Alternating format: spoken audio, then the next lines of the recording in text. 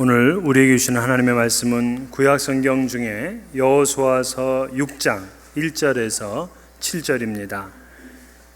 구약 성경 325면에 있습니다.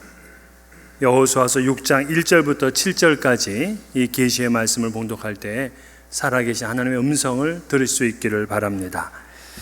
이스라엘 자손들로 말미암아 여리고는 굳게 닫혔고 출입하는 자가 없더라.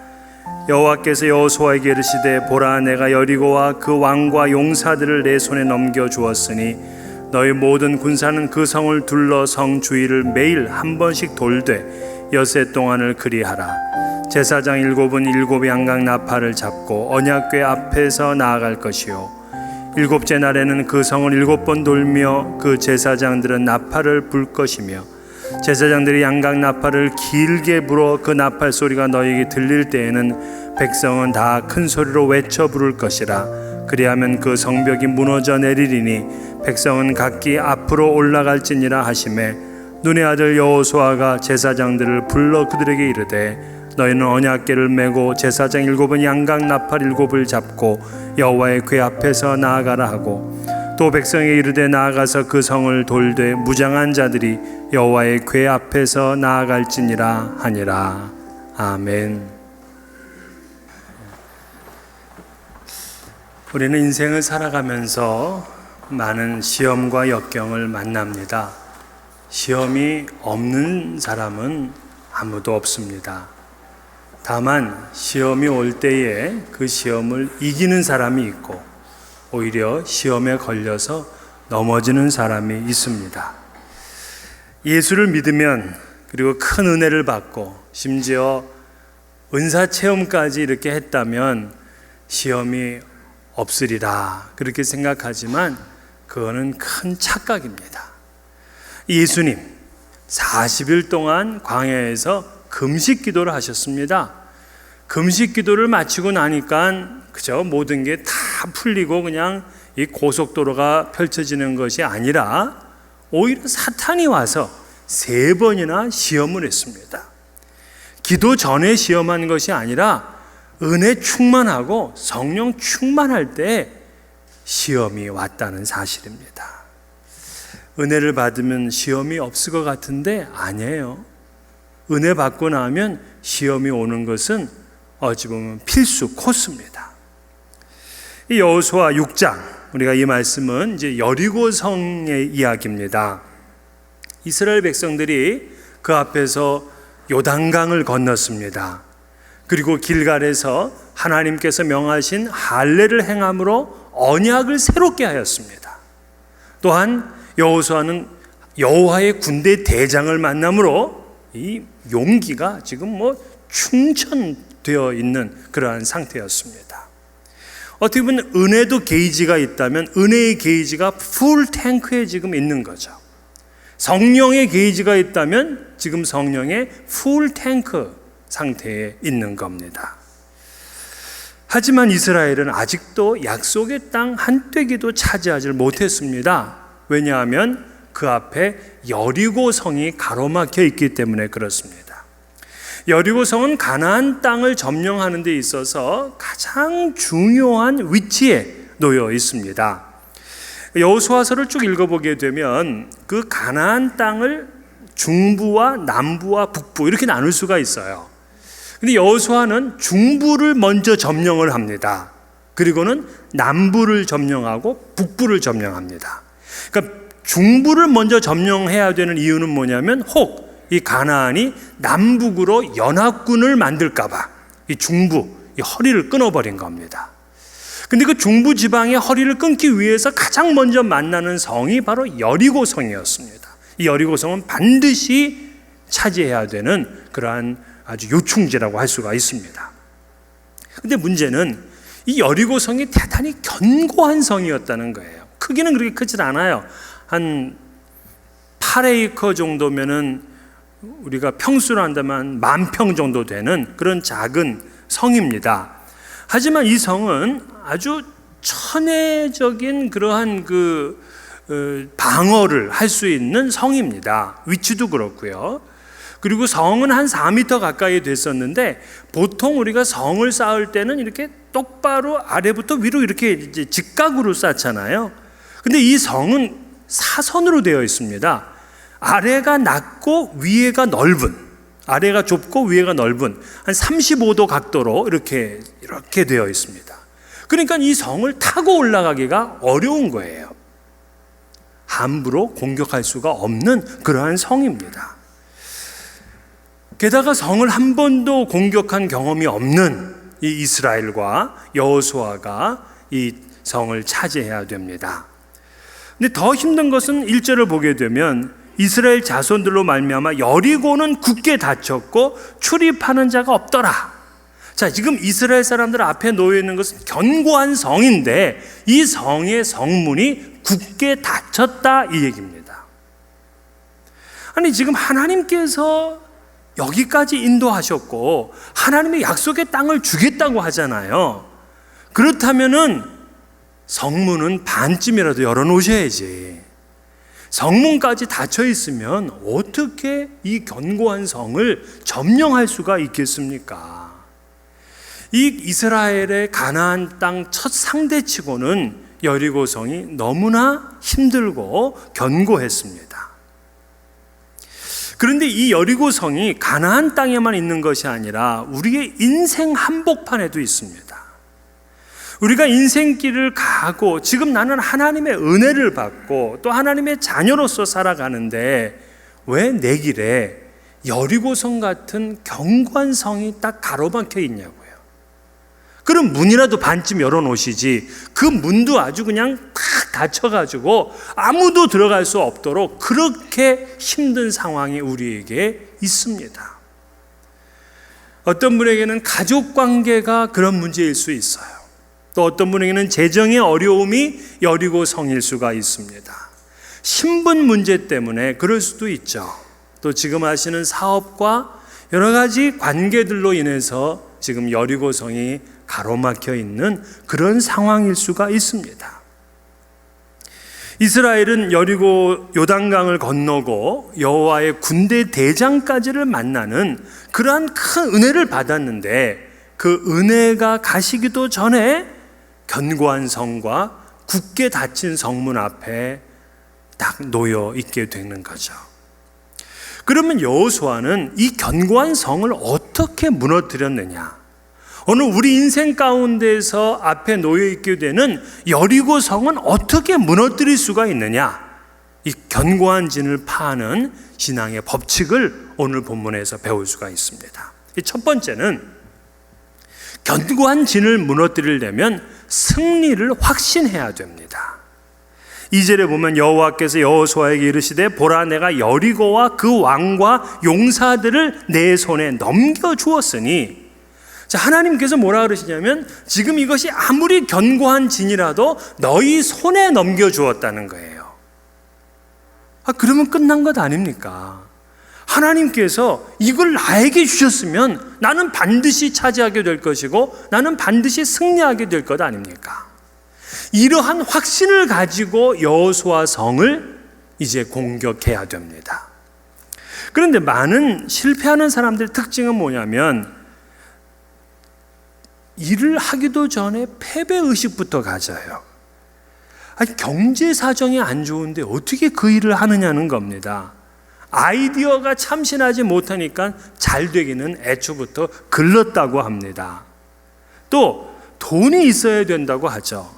내가 하는데 남들은 가만히 있겠느냐? 그러면서 스스로 마음을 갖다가 이 좌절감으로 몰아갑니다. 공부만 열심히 하면 뭐해? 빽이 있어야 되는 거지. 늘 부정적이고 패배적이죠. 이 감옥 안에 있는 그 장기수들 있잖아요. 이들은 서로 간에 패배의식을 심어준다 그럽니다. 그러면서 너는 여기 오래 있기 때문에 이제 너는 인생 끝난 거야. 네 미래는 없어. 네 자식들은 너를 이제 아빠로 생각하지 않아. 네 아내 봐라. 조금 있으면 이제 다른 데 시집 가버린다. 이러면서 그냥 계속해서 이 패배의식을 심어주기 때문에 감옥 안에 있는 장기수들은 더 절망감에 빠져서 지낸다는 거예요. 근데 이것이 오늘날 감옥 안에 있는 사람뿐만이 아니라 감옥 밖에서 이렇게 자유롭게 생활하는 우리들조차도 절망의 감옥에 갇혀 있는 겁니다. 그래서 이 조엘 오스틴은 그 절망의 감옥에서 빨리 빠져나오라 하고 그렇게 권면을 하죠. 영국의 그 대처 총리 이후로 이 존 메이저라는 총리가 한 7년 동안 영국의 수상으로 있게 되죠. 근데 이 존 메이저는 잠자던 영국을 깨운 사람이다, 그렇게 이제 평가를 받고 있습니다. 근데 이 존 메이저는 어릴 때의 가정 환경이 그렇게 좋지 않았어요. 아버지는 그 서커스 고개사 출신입니다. 그리고 두 번째 아내에게서 이 존 메이저를 낳았습니다. 그런데 아버지가 파산을 하게 되면서 이 아들은 고등학교를 중퇴하게 되었고요. 그 고등학교 중퇴한 이후로는 그 노동판에 가서 그 세면을 섞는 그런 일부터 시작을 합니다. 그리고는 전기 그 회사의 발단 직원으로 이제 근무를 하죠. 그러면서도 그는 인생을 한 번도 비관해 보거나 이것을 누구의 탓이다 그렇게 돌리지 않았다는 겁니다. 그러면서 일을 하고 집에 와서는 그저 열심히 공부를 하고, 그래서 22살에 은행원이 됩니다. 은행원이 되면서 그는 정계에 투신하게 됩니다. 그렇게 되면서 그로부터 14년 뒤인 1979년에 국무위원회 자리에 오르고, 또 1990년 47세 당시에 최연소 영국의 수상으로 이제 당선이 되죠. 수상이 된 이후에 그는 이렇게 고백을 했습니다. 자기는 아버지에게서 배운 3가지의 가르침을 평생 기억하고 있었다, 이렇게 얘기를 해요. 아버지가 그렇게 훌륭한 아버지는 아니었잖아요. 그런데도 그 아버지가 준 가르침을 제가 평생 간직했다. 첫째가 뭐냐면 치우치지 말아라. 두 번째가 늘 최선을 다하라. 세 번째가 순수해라. 그 3가지를 꼭 지키고 살았다는 겁니다. 이 교훈 속에 그를 영국의 수상이 되게 한 확신이 있고 목표가 있는 거죠. 여러분, 우리가 인생을 살아가면서 실패와 성공을 결정하는 요인들이 꽤 많죠. 그의 가정 배경이나 또 재정 능력이나 기술이나 심지어 행운 같은 것도 필요하죠. 근데 이거보다 더 중요한 것은 뭐냐면 내가 승리할 것이라 하는 그런 확신을 갖는 게 중요합니다. 다윗이 골리앗하고 싸우러 나갈 때 그 싸움이 안 되거든요. 객관적으로 어떻게 이길 수가 있겠습니까? 그런데도 이 다윗이 다른 이스라엘 병사들과 달랐던 것은 뭐냐? 다른 병사들은 모두 바위 뒤에 숨어서 이거 언제 죽을지 모르고 두려워 떨고 있는데 이 다윗만큼은 만군의 여호와께서 나를 도와주실 것이니까 내가 반드시 저 골리앗을 이기리라 하는 그러한 확신을 가지고 있었어요. 승리의 확신이 있었기 때문에 견고한 진을 파는 것입니다. 종교개혁자 마틴 루터는 그 당시에 세계의 정치와 사회와 문화와 모든 걸 지배했던 로만 카톨릭에 대항해서 종교개혁을 일으켰는데, 그가 종교개혁을 일으키면서 붙잡았던 말씀이 바로 로마서 8장 31절. 하나님이 우리를 위하시면 누가 우리를 대적하리요? 하나님이 우리를 위하시면 누가 우리를 대적하겠느냐? 이러한 확신을 가지고 그는 종교개혁의 기치를 들었던 것입니다. 그렇습니다. 승리의 확신이 있어야 두려움도 이기고 담대하게 돼요. 또 승리의 확신을 가지고 일을 해야 행복한 거죠. 최선을 다할 수가 있습니다. 부부간에도 그렇잖아요. 확신이 있는 부부들과 늘 의심하는 부부들과의 가정은 이게 하늘과 땅만큼 다릅니다. 그러므로 여러분들이 지금 무엇을 하든지 그 앞에 여리고 성이 있어서 지금 내가 어떻게 꼼짝 못할 상황이다 라고 해도 가져야 되는 마음이 뭐냐? 하나님이 내게 붙여주셨어, 하나님이 내게 넘겨주셨어 하는 그런 승리의 확신을 가지셔야 됩니다. 하나님께서는 들에 핀 백합화 한 송이도 입히시고 공중에 나는 새 한 마리도 먹이시는 분이십니다. 하물며 우리를 위해서 예수까지 십자가에 주셨는데 우리를 하나님이 돕고 지켜주시고 인도해 주시지 않겠습니까? 아무리 견고한 진이 있다고 하더라도 하나님께서 나에게 주셨다 하는 그런 승리의 확신을 가지셔야 돼요. 이 6장 전체를 읽지는 않았습니다마는 6장의 내용을 잠깐 우리가 스크린을 해보게 되면 1절부터 5절까지는 하나님이 여호수아에게 하신 말씀입니다. 그리고 6절부터 11절까지가 여호수아가 이 백성들에게 하는 말씀이에요. 그리고 12절부터 26절까지가 이제 백성들이 그 말씀을 듣고 실제로 이제 여리고성을 돌고 여리고성이 무너진 이야기입니다. 그리고 마지막 결론이 27절이에요. 27절이 어떻게 얘기를 하느냐 이렇게 얘기를 합니다. 여호와께서 여호수아와 함께 하시니 여호수아의 소문이 그 온 땅에 퍼지니라. 자, 처음은 엄청난 견고한 성 앞에서 아무것도 못할 것 같지만 그 장 마지막에는 어떻게 했느냐? 여호수아가 승리하고 그의 명성이 온 세계에 퍼졌다 이 얘기입니다. 그렇습니다. 우리에게 어떠한 시험이 있어도 그 시험은 우리에게 복되게 하시려는 그런 하나님의 기회라 하는 이 사실을 잊지 마시기를 바랍니다. 이 두 번째는 견고한 진을 파하는 신앙의 법칙은 믿음으로 순종하는 겁니다. 하나님께서 여호수아를 통해서 백성들에게 주신 이 명령을 우리는 이렇게 얘기를 할 수 있죠. 여리고 작전. 근데 이 여리고 작전이 이해하기가 힘든 작전입니다. 하나님께서 뭐라고 말씀하시냐면 이스라엘 백성들에게 매일 한 번씩 여리고성을 돌아라. 여리고성이 크지 않아요. 그걸 한 바퀴를 돌고 그렇게 6일 동안 돌고는 7일째 되는 날에는 7바퀴를 돌아라. 그리고 마지막에 함성을 질러라. 그러면 성벽이 무너지게 될 것이다 이 얘기입니다. 참 이거는 납득하기가 어려워요. 그렇잖아요? 무슨 이스라엘 백성들이 돌면서 망치를 하나씩 들고 가면서 밑에서 한 번씩 두들기고 하라. 그렇다면 좀 나아. 아니면 지나가면서 헤딩으로라도 좀 한 번씩 하고 가라. 그러면 그래도 뭔가 충격을 줘야 되잖아요. 그런데 아무런 충격이 없이 그저 돌고 함성을 지르면 끝이라는 겁니다. 자, 그렇다면 도대체 왜 하나님께서는 이러한 말씀을 하셨을까? 이 백성들을 믿음으로 순종하는가 아닌가를 보신 거죠. 히브리서 11장 30절에 보면은 믿음으로 7일 동안 여리고를 도니 성이 무너졌으며 이렇게 말합니다. 즉 이 싸움은 믿음의 싸움이다. 순종의 싸움이다 하는 그 얘기입니다. 그래서 성 어거스틴은 이런 말을 했어요.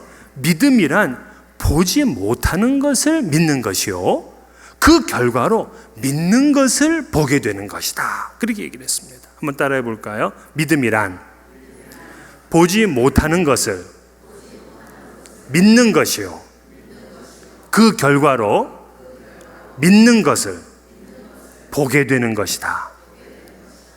그렇습니다.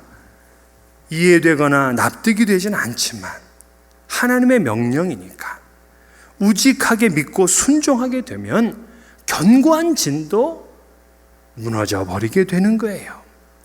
이스라엘 백성들이 왜 40년 동안 광야에서 실패하고 다 죽었습니까? 그들이 믿음으로 순종하지 못했기 때문이거든요. 그러나 이제 출애굽의 신세대들이 다시금 믿음으로 순종할 때에 하나님께서 놀라운 역사를 이루어 주신 거예요. 오늘 본문의 여리고성을 도는 행군의 순서를 보게 되면 제일 앞에 무장한 군사들이 섭니다.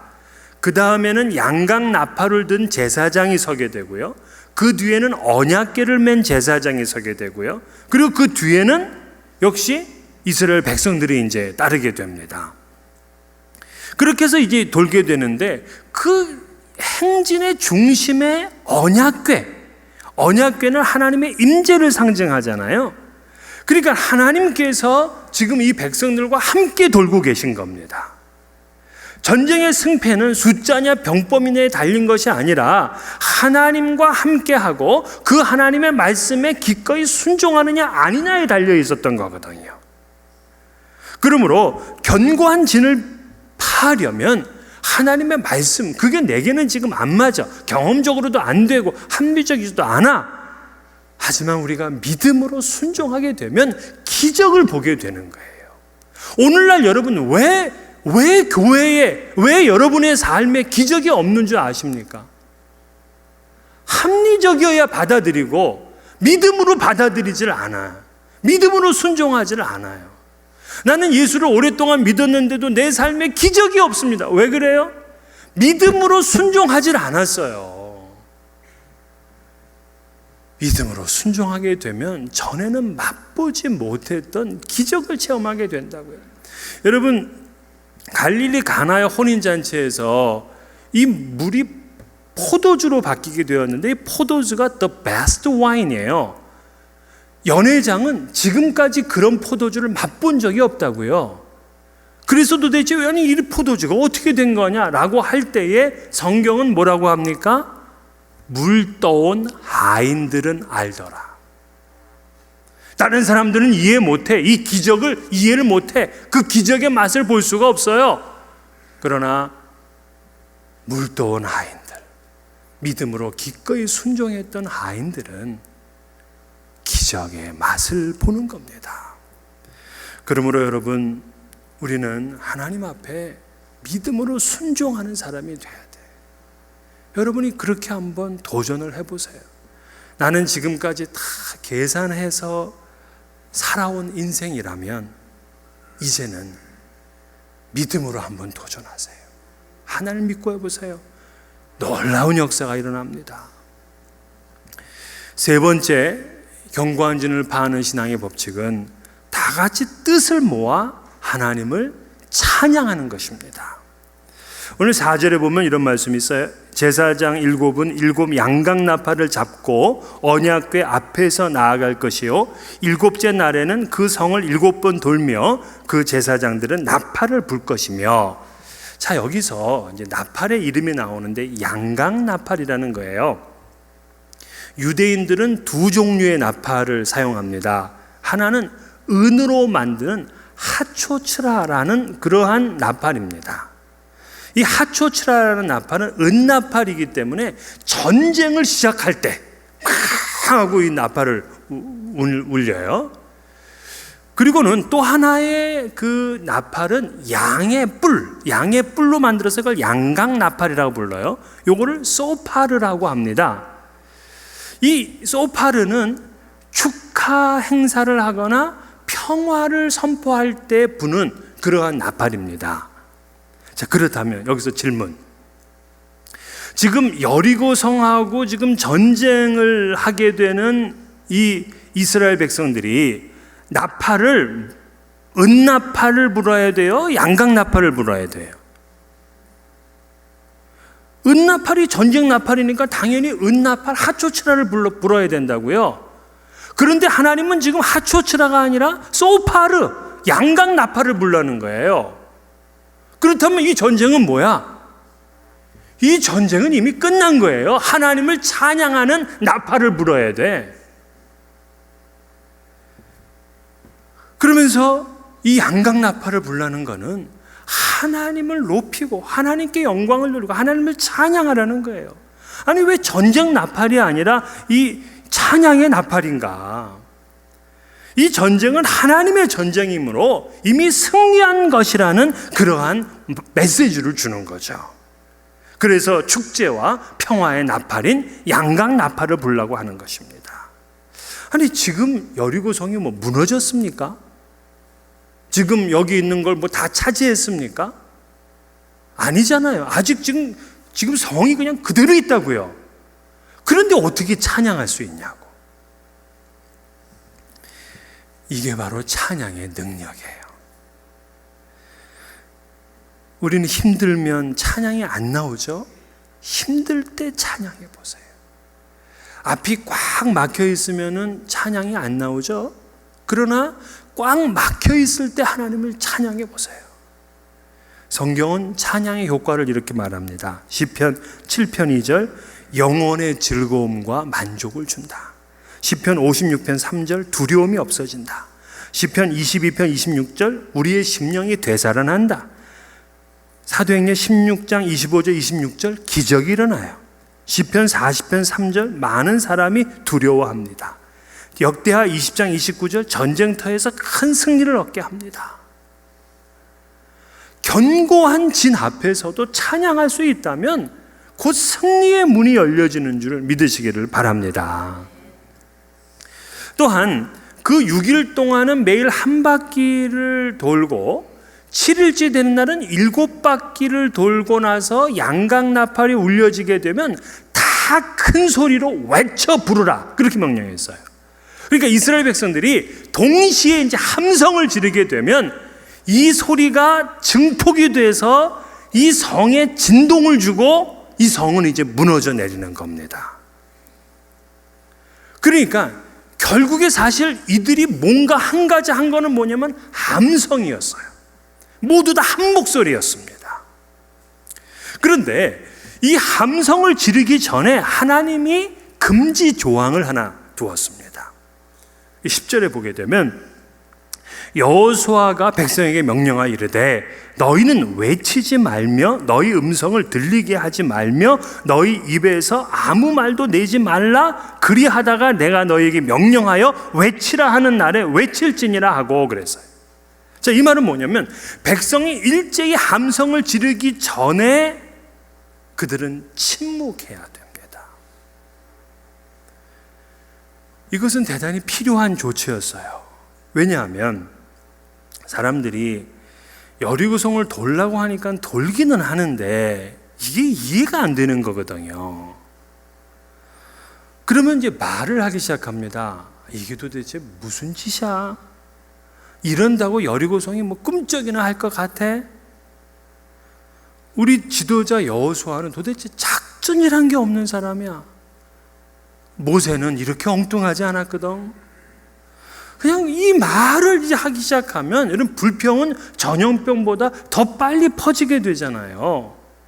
그래서 하나님은 함성을 지를 때까지는 아무 소리도 내지 말라, 침묵하라야. 그런 다음에 이제 그들이 침묵한 다음에 한 번에 소리를 질러야 될 때가 있어요. 침묵과 함성, 이것이 바로 여리고성을 무너뜨리게 했던 그러한 무기였습니다. 그래서 여러분, 이 침묵할 때와 함성을 지를 때 요거를 잘 분별할 수 있는 사람이 참 지혜로운 사람이에요.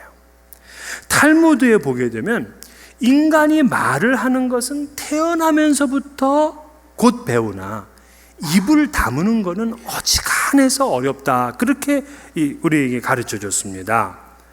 특별히 유대인들은 참 말 많은 사람들이거든요. 유대인들은 두 사람이 모이면 세 가지의 의견이 나온다고 하잖아요. 그만큼 호기심이 많은 사람들이라고요. 그래서 유대인들은 절대 침묵하지 않아요. 이스라엘 백성들이 40년 동안 왜 광야에서 방황하고 다 죽었느냐? 침묵을 안 했기 때문이거든요. 다 말을 많이 하고 불평하게 되고, 그래서 그들이 40년을 방황하게 된 것입니다. 여러분, 견고한 진은 말이 많다고 무너지는 거 아닙니다. 침묵할 때는 침묵하고 한 번에 함성을 지를 때는 크게 다 같이 한 목소리로 질러야 되는 거죠. 우리도 하나님의 은혜를 받고 난 후에 침묵하지 않기 때문에 은혜를 쏟아버려요. 주님의 전에서 교회 열심히 봉사하고 충성을 하면서도 그 상급을 다 쏟아버리는 게 왜 그러느냐? 이 말 때문에 그렇다고요. 그래서 이 말이 중요합니다. 여러분, 침묵할 때는 침묵하셔야 돼요. 제가 이렇게 집에 우리 집사람이 이제 없고 그러면 저도 이제 설거지를 합니다. 근데 설거지를 하는데 뭐 이제 남자들이 설거지 하는 게 이렇게 시원치 않잖아요. 기름기가 많이 묻어 있어. 그럼 어떻게 해야 돼? 그 뜨뜻한 물로다가 이걸 닦아내야 되거든요. 근데 뭐 그냥 뜨뜻하면 또 손 뜨거우니까는 그냥 보통 이렇게 찬물에다 좀 미지근하게 이렇게 제가 닦아 놓는다고요. 그럼 닦아 놓으면은 부인이 와서 이거 당신이 이렇게 했냐고 말이야. 그러면서 좀 칭찬해주고 이러질 않아. 예. 대개는 이제 뭐라 그러죠? 내가 이럴 줄 알았다고. 이 기름이 이게 뭐냐고 말이지. 뜨뜻한 물로 하라고 그랬더니 왜 자꾸 이렇게 하냐고. 그러려면 하지 말라고 말이야. 그러면 그냥 갑자기 화가 확 나는 거죠. 나는 그래도 자기 위한다고 이렇게 뭐 나름대로 설거지를 했는데 이렇게 하면은 그냥 속에서 그냥 우라가 확 치밀어 오르면서 다시는 이제 내가 이 설거지 하나 보다 이러면서 그냥 소리를 내게 된다고요. 근데 난 안 그래. 이때 이제 침묵을 하는 겁니다. 침묵. 그리고 어떻게 생각하느냐? 다음번엔 잘해야지. 그렇게 마음을 먹는 거죠. 여러분, 그러면 그 가정이 어떻겠어요? 평화지, 평화해. 소리를 내야 될 때와 침묵해야 될 때가 있는 거잖아요. 여러분, 우리가 보통 침묵하면 은혜를 유지할 수가 있어요. 그러나 외쳐야 될 때는 또 외쳐야 됩니다. 어떤 분들은 또 이제 함성을 질러야 되는 순간에 침묵하는 분들이 있어요. 반대로 하는 사람들이 있어. 반대. 침묵해야 될 때는 떠들고 이제는 함성을 질러야 될 때는 침묵하고 말이에요. 이때 이들이 함성을 지르는 건 무슨 함성이냐? 이 믿음의 함성이에요. 또 하나님을 찬양하는 찬양의 함성입니다. 그러므로 하나님 앞에서 그들은 놀라운 그런 기적을 이 눈으로 목도하게 됩니다. 이 교회 사역도 그래요. 견고한 진이 그 앞에 다 가로막혀 있을 때에 승리를 거두는 교회들이 있고 그 앞에서 다 깨지는 교회들이 있어요. 근데 어떤 교회가 승리하느냐? 침묵과 함성을 때에 따라서 잘 맞추는 교회가 승리하고요. 반대인 교회들 다 깨집니다. 우리가 서로 손을 잡고 힘있게 외치면, 그래서 하나님을 높이면 견고한 진도 다 무너지는 것입니다. 여러분의 인생 가운데도 지금 여리고성이 있다면 오늘 이 세 가지 말씀, 하나님께서 여러분을 도와주시기 때문에 나는 반드시 승리할 거야 하는 그런 확신을 가지시고요. 또한 하나님의 말씀이 때로는 내가 이해가 안 되더라도요, 믿음으로 순종하세요. 믿음으로 순종하게 되면 견고한 진도 무너지게 되는 겁니다. 또한 다 같이 뜻을 모아서 하나님을 소리 높여서 찬양하는 것입니다. 우리 교회가 이제 지금까지 이제 곧 12주년이 됩니다. 4개월만 지나면 12주년이 되는데 지금까지 하나님의 은혜를 많이 체험했어요. 우리 교회는 침묵할 때 침묵하고 함성을 외쳐야 될 때 그렇게 외쳤습니다.